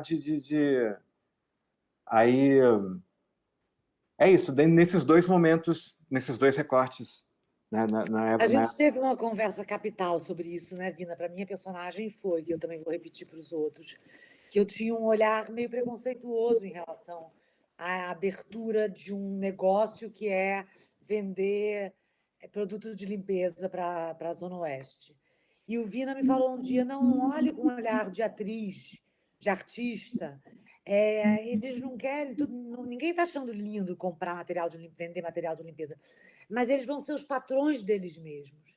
Eles não vão ter patrão, eles não vão ter horário, eles não vão ter que bater ponto, eles não vão ser mandados embora, eles vão ter uma ascensão, eles vão ganhar dinheiro. E isso tudo é muito nobre, quem é que não quer escolher, né, ter uma profissão mais livre? Quem é que não quer ter um patrão? Quem é que não quer ter um horário fixo? Então, ele tirou da minha cabeça esse preconceito que eu estava olhando a Sônia, bem no inicinho, com esse olhar meio, pô, que mala, o cara querendo ir para a roça e ela querendo montar uma empresa de venda de produtos de limpeza. Ao mesmo tempo, o único toque, odeio da Toque, a atriz mais nova, mas o único toque que eu dei na Valentina e na Juliana, que faz a Priscila, é quando elas falavam que o Pedro queria montar uma horta, elas falavam com um olhar de 2018, que é muito legal. Você montar uma horta orgânica. Eu falei para elas, mas olha só, isso, na época, era breguíssima, era um sonho totalmente maluco, de um lunático. Então, assim como eu tive que tirar a mediocridade, o que eu achava de medíocre na Sônia, não acho mais nem um pouco, não a fiz medíocre, não desejei que ela soasse medíocre, eu também tive que conversar com as meninas: olha, não é Bela Gil, entendeu? Em 98, não é, né, montar uma horta. Sim. Joga tudo fora, mistura plástico com comida, tipo, não imagina, né? Assim, tipo, horta dá trabalho em casa, nossa, sabe? Assim, exatamente, nessa época era outra coisa, exatamente. A gente conversou sobre isso, elas acharam engraçado, assim, acharam interessante. Mas isso, assim, o Chico não está aqui, mas eu me lembro de ter você falou dessa conversa que a gente teve, né? Eu me lembro, assim, de conversar algumas vezes com o Chico. Acho que o Emílio também estava, assim, mas eu me lembro de falar, assim, de falar para o Chico que sinta-se dono dessa empresa, sabe assim? Essas pessoas, assim, tipo assim, não, mas ele é só um gerente, mas ele é um executivo médio. As pessoas agiam como, assim, eu sou dono da Vale do Rio Doce. Assim, o meu trabalho é importante para o Brasil. Assim, sabe, assim, tipo, o executivo... Acho que esse sentimento não existe mais hoje. Hoje em dia não existe. Esse sentimento morreu. É um sentimento histórico, assim, está no museu hoje, dentro de uma caixinha de acrílico. Não sei se... Desculpa te interromper, Vini, mas não sei se ser dono, mas talvez de ser tão identificado com aquilo, né, que aquilo é ele, mas não que ele seja o dono no sentido do poder, né, mas no sentido do valor internalizado, de que... Sim, mas que dá em que em algum canal, Bianca, chega numa coisa tipo assim, essa empresa é minha, sabe, assim, eu me lembro de falar muito... Existe, claro que existe a hierarquia, mas ela é o mecanismo da hierarquia se dá de um outro jeito, assim, sabe? Assim, existe o chefe, o superintendente, o diretor, o presidente da vaga, mas se dá num outro jeito. Então, trazer isso, assim, não ficar humilde, assim, não ficar... Não, cara, você passou num concurso, você está nessa empresa pública, esse trabalho desenvolvido é reconhecido internacionalmente, vocês bateram todas as metas por conta do meu empenho, sabe, assim, da minha... Então, assim, eu sou, sabe, assim, tipo, sabe... Isso é muito... Eu me lembro de conversar isso muito e dele trazer uma questão parecida com a sua, Silvinha, sabe? Assim, não, mas imagina, ele tá... Não. Ele vai olhar para a Tarsila de olho, sabe? Assim, tipo, vem cá, o que você está planejando aí com a minha equipe? Sabe? Assim, tipo, não, me conta aí, porque eu preciso me organizar. Sabe? Assim, você é chefa, você vem de Chicago, você fez, sabe? Assim, mas vem cá, sabe? Então, e as pessoas tinham muito isso que na privatização, as pessoas falam assim, olha, você não vale nada, tá? Isso que era muito difícil, porque estava muito introjetado uma coisa de alguma maneira, um certo poder, assim, sabe, assim, né? Então, estava muito assim, essa empresa é minha, eu participo de um projeto nacional que gera de riqueza para o Brasil, sabe assim, tipo, você faz parte de um todo, assim, né? Sobretudo para alguém como o Pedro, que era alguém que vem muito, era filho do empregado da fazenda então, da fazenda da Lola. Então, assim, sabe, assim, você é um cara, sabe, assim, e muito cheio de si, né? E isso é uma coisa que eu me lembro de conversar muito na filmagem. Conversar durante com o Chico no processo e conversar lá. Não, é outro tom. Não, é diferente. Não, ele vai olhar de olho no olho. Não, sabe por que é isso? Sabe assim, né? Conheceu a Tarsila? Sim, subi no elevador com ela. Não, eu subi no elevador com ela. Não, sim, eu subi no elevador com ela outro dia. Ela estudou em Chicago? Sabe, daí dá uma zoada nela, sabe assim, Então tem isso... Tem isso, que é uma coisa E aí tem que estar muito dentro para você entender esse sentimento, sabe? Você tem que estar muito nesse lugar de fala aqui para você... é assim, sabe? Assim, a visão de mundo é essa, sabe? Né? Isso é fundamental para o filme, né, Vinícius? Eu acho. Isso está no filme, isso que você está falando, está no filme, está no personagem, a gente vê isso no Pedro. Isso é fundamental para o filme, para que tenha guinada, porque senão parece que não tem sentido, Sim. né? Tudo como o caminho, a curva que o personagem faz, não tem sentido se não tiver esse engajamento dele com a empresa. Ele não está só perdendo o emprego dele, não, ele está perdendo a empresa dele, que ele ajudou a construir. Exatamente. Não um projeto que era dele também, não que ele fazia parte daquele projeto. Então é uma coisa muito maior. Sim. É muito maior. E realmente isso não existe mais. Não. Isso é um sentimento que está num museu, assim, sabe? Assim, dos sentimentos, né? O Museu dos Sentimentos. É um sentimento dentro de uma caixinha, sabe? Assim, de acrílico no museu. Olha, em 90 as pessoas sentiam isso quando trabalhavam. Numa estatal, estatal trabalhavam assim. Exatamente. Sentiam isso. Não, e tinha uma coisa muito forte, e era uma coisa tão amalgamada, porque tinha uma coisa pessoal, tipo, uau, sou um gerente, isso sim, executivo médio, não era super, mas assim, sou um gerente. Nossa, isso era, assim, tipo... isso não está no filme, mas assim, isso poderia estar no filme. Uma coisa, assim, lá na cidade do meu pai, era uma tiração de onda, assim, sabe? Assim, tipo, ele foi um executivo, ele foi um gerente da Vale do Doce, era uma coisa assim, tipo, que dava um status enorme. E aí era isso, no nível pessoal, e no nível, assim, tipo, faço parte de um projeto de país. Tinha muito isso também. Isso estava amalgamado, assim, tipo, o que eu faço é decisivo para o crescimento e para o desenvolvimento do Brasil.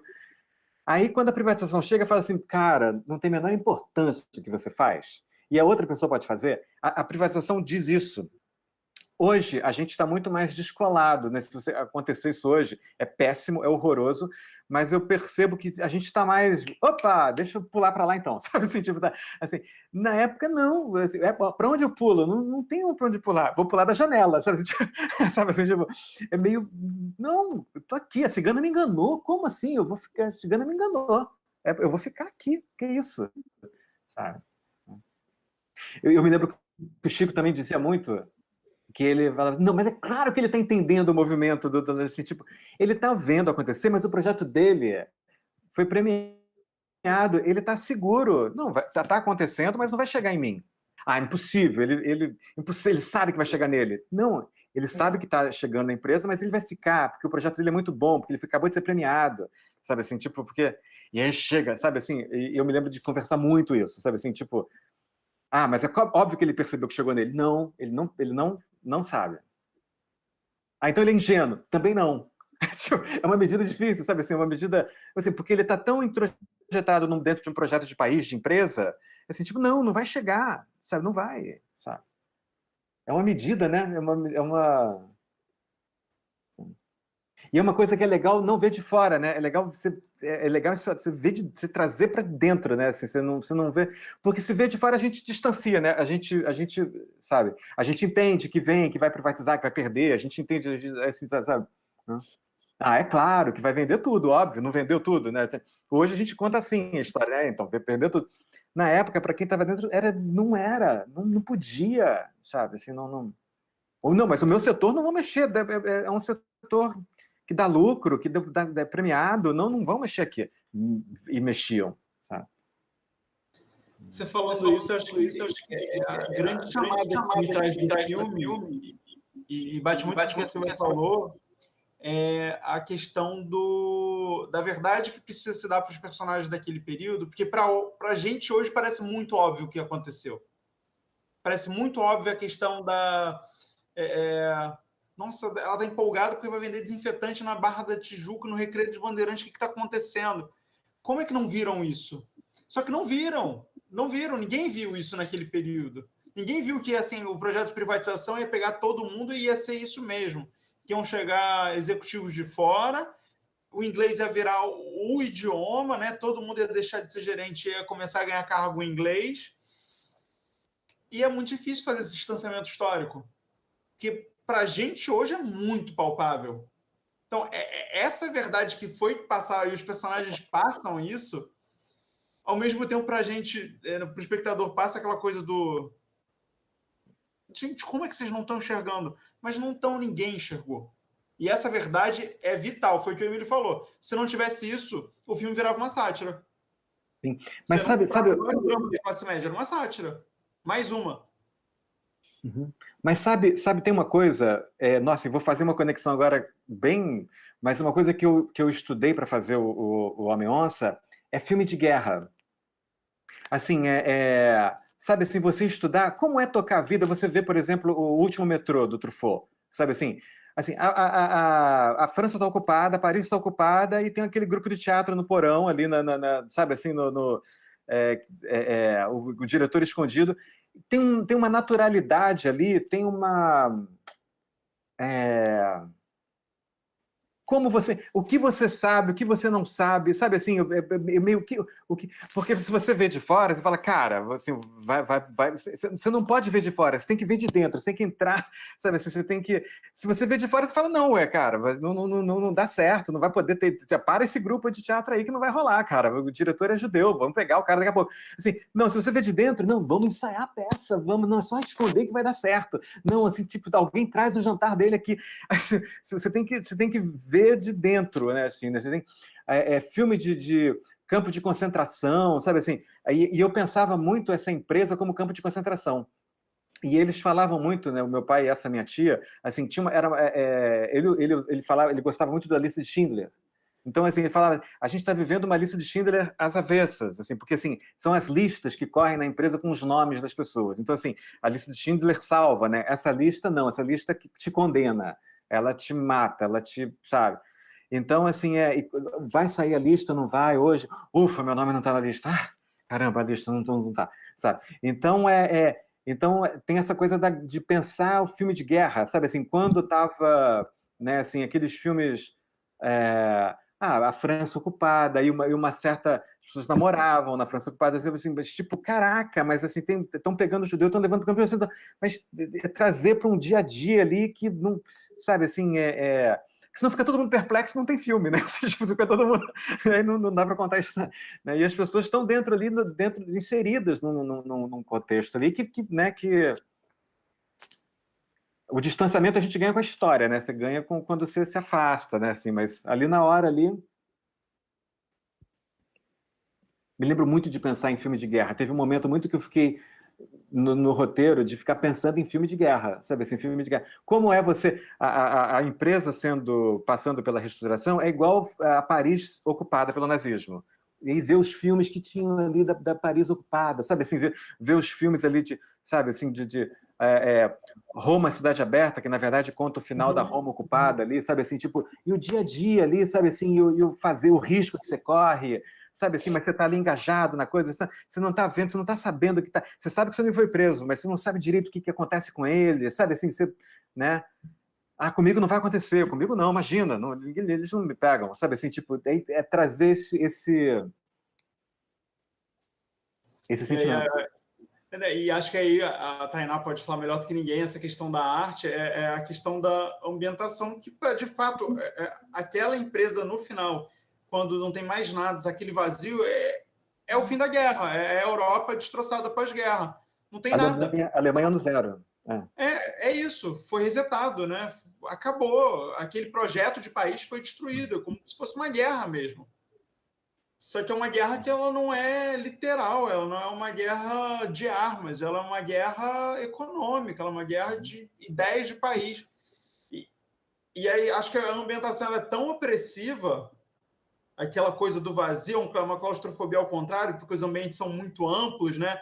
E não tem aquela vida de uma repartição que a gente sacaneia muito, falando que aquela coisa morosa, mas tem aqueles personagens, tem aquelas figuras que todo mundo conhece, que você vai saber a pessoa que vai tomar café àquela hora, aquela pessoa que sempre age daquele jeito, que se alguém está meio estranho você já nota. E não tem nada. Não tem nada. E que é você se sentir sobrevivente naquilo em que você não vê nada. Jogando futebol contra a parede, né? Que acho que é uma imagem meio fantasmagórica para mim, que me marcou muito. Vou jogar futebol no meu escritório vazio, terra arrasada. Por exemplo, eu tenho pensado muito no que a gente está vivendo hoje, sabe? Assim, como a gente vai narrar o que a gente está vivendo hoje, fazendo esses paralelos com guerra. A gente está aqui numa boa, batendo um papo sobre, sabe, né? Assim, a gente está aqui, mas assim, e o entorno, o que está acontecendo, né? Hoje o ministro da Saúde falou que era um absurdo tá vacinando adolescentes. Assim, tipo, o cara, ele vem muito tranquilo e fala isso, né? Assim, que tem que parar a vacinação dos adolescentes. Onde já se viu? Já tem 3 milhões de adolescentes vacinados. Que absurdo. Assim, é isso que a Bianca falou no início, é um nível de perplexidade, assim, é um nível uma alta voltagem de gente, que é isso? Como? Vacinem todos os adolescentes o quanto antes, sabe? Assim, né? E é muito como a gente vai contar esse momento agora, né? Assim, contar ele, a gente está agora é difícil, né? Porque a gente está vivendo ele, mas é muito, muito rico o que a gente está vivendo. É muito barra pesada, a gente está sendo violentado, a gente é artista, né? A gente é de uma violência contra a gente tão grande, mas é o último metrô, é a França ocupada pelos nazistas, e a gente tem que filmar isso depois, né? Tem que Não, sem dúvida. Eu queria só fazer um comentário sobre isso que o Pedro falou, que eu acho que é uma dimensão muito linda do filme, que é o som. O som. Hoje eu fiquei observando o som nessas cenas do Pedro andando com o jarro de água para molhar o pé de café, chegando ali naquele momento que já está tudo bagunçado, né? Como é que também o cinema, e eu acho que dentro da sala de cinema deve ficar ainda mais forte, né? Aquele vazio que envolve, né? Só para pontuar aqui, não nem falando da arte, mas como é que o som ele coloca a gente nesse lugar da solidão do Pedro ali, que é lindo.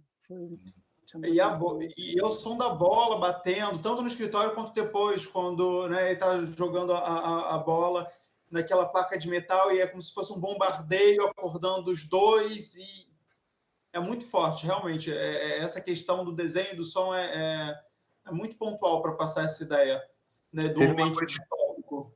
Teve uma coisa que pautou assim, o desenho de som, que era que o Valdir trouxe, o Valdir Xavier, que montou o filme, editou o som, que ele assim, a escuta da onça. Então a gente vai ouvir coisas que só a onça ouve. E aí o Valdir estuda, assim, tipo, então assim, isso vai pautar, isso vai costurar. Então, tem muito uma coisa, aquele diálogo que ele ouve, os dois amigos, quando eles estão bebendo água ali no meio da floresta, e que ele ouve uma conversinha de longe, cara, meu nome está na lista, olha, saiu o nome da lista, e ele fala, vambora, vambora. Assim, e ali a decupagem ainda vai aqui perto do ouvido dele, está se enchendo, a câmera chega aqui, então a gente vê em primeiro plano. E eu me lembro do Valdir falar muito isso, assim, a gente vai trabalhar o que vai reger isso daqui, esse som, assim, a escuta da onça, assim, o que essa onça escuta que o humano não escuta, né, assim, que o homem não escuta, sabe? Assim, então então a gente vai ouvir coisas quando ele acorda de noite porque ele encontra o Dantas jogando bola, é o som que acorda ele, é a mata que chamando ele ouve, ele vai, sabe, assim, Gente, não, e aí você tá falando sobre o som, eu já tô aqui pensando em quando eu vou poder reabrir essa questão da resistência e tal, reabrir a sala para poder exibir o filme na sala, né? Chamar o Vinícius para chegar antes, regular o som direitinho, volume, tudo, para deixar, enfim, a projeção mais ideal possível, assim, sei que às vezes não, né, A mas... gente não viu, né, o elenco. Pois é, não, mas eu me comprometi, né, já com Vinícius, com Tainá, assim que a gente puder reabrir, a gente volta, né, com vários outros filmes também, a gente vai voltar, independente aí de se já não tá mais em cartaz, enfim, não tem o menor problema. A gente organiza uma sessão lá, porque realmente, assim, muito impressionante o Cinearte UF. É tipo assim, já estão convidados. Tipo cinema em Cannes, assim, tipo qualidade de som, de caixa de som em torno, o Dolby e a qualidade da imagem, é tipo o melhor, assim, no Rio de Janeiro, assim, A gente tem tentado prezar muito, assim, por esse equipamento que a gente conquistou a duras penas, né, de uma universidade.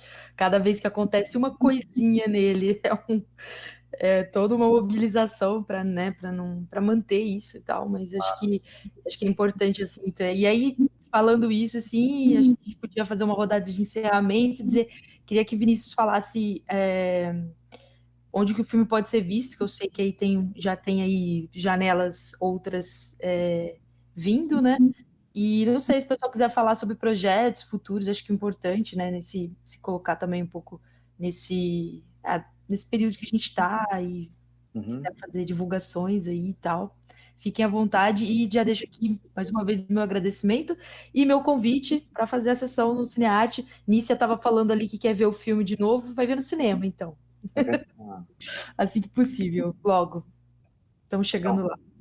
O Homem-Onça, essa semana ele está no Belas Artes, em São Paulo, e ele entra no Canal Brasil no dia 7 de outubro. E aí, mais para o final do ano, ele entra também na Globoplay. E eu acho que semana que vem ele vai estar em Recife também. Ele segue em São Paulo, no Belas Artes. No Belas Artes ele vai ficar. Assim. Então vai dar para o Emílio ver lá, porque o André vai manter o filme lá num horário, lá no Belas Artes. Então, e aí semana que vem eu acho que ele vai estar em Recife também. Sabe? Talvez outras capitais, mas acho que Recife com certeza. Fortaleza não, Vina? Fortaleza, assim, mas é que eu não sei quando eles vão chegar, assim, sabe, assim, vai ter Fortaleza, mas vai entrar sim, mas eu não sei muito bem quando. Assim.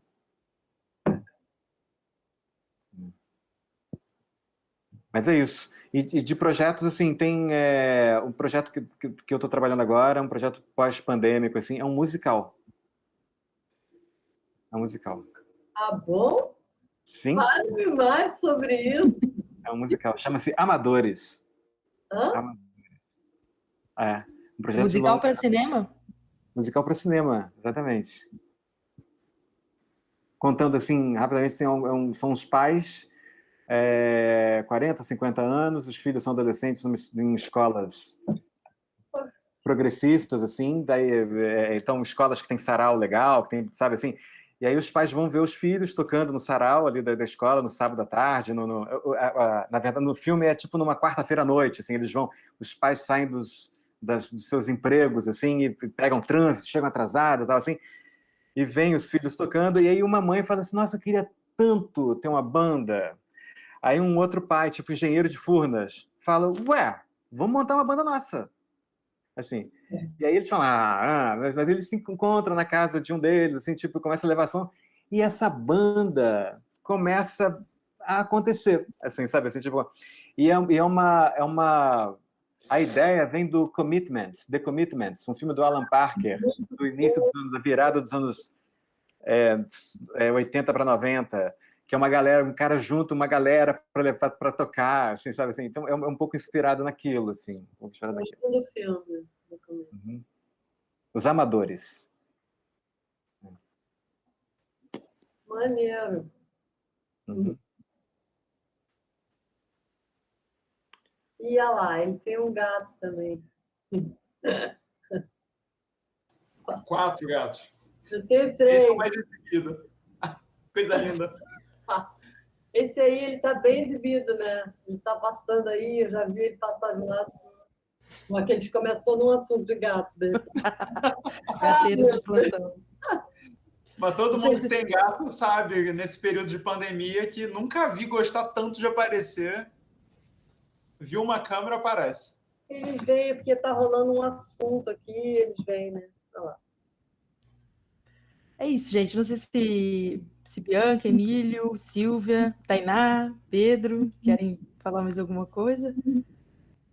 De projetos que podem falar também, né? Ou, enfim. Eu queria falar de projeto, assim, eu acho que o meu projeto agora é poder pensar numa maneira de trazer de volta o público para o teatro e para o cinema. Isso é um grande projeto da gente, porque eu acho que nesse momento de guerra, né, que a gente está vivendo, de pandemia, de moralismo, de extrema-direita, tudo isso, eu acho que o meu projeto agora é tentar fazer, de alguma maneira, de trazer de volta o público para o teatro, para o cinema, para as escolas, né? Porque só a cultura e a educação pode salvar esse país.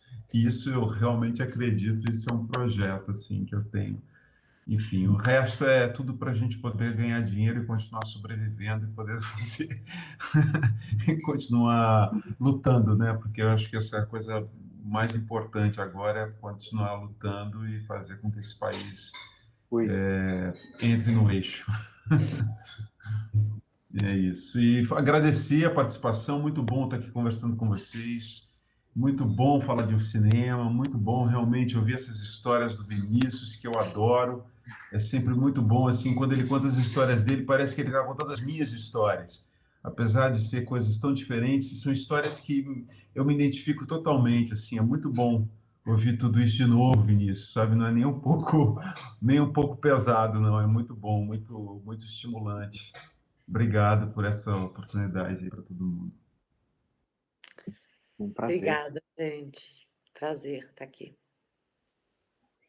É muito bom também, só agradecer e estar na UF, muito bom estar aqui em companhia. Pedro, Lívia, estamos lá lutando no nosso doutorado pandêmico, enlouquecido. Quando você falou de projeto, eu me lembrei a tese, a bendita tese. Então, que bom que estamos juntos aqui e muito bom também estar com todo mundo do filme. Obrigada mesmo. Viva a Universidade Pública. Viva a Universidade Pública. Viva a Universidade Pública. Obrigada, gente. Um abraço. Se vocês quiserem, a gente encerra aqui, se vocês quiserem permanecer. O Rafa vai encerrar ali. Tá bom. Tchau, público. Tchau, público. Muito obrigado, público. Boa noite. Boa noite.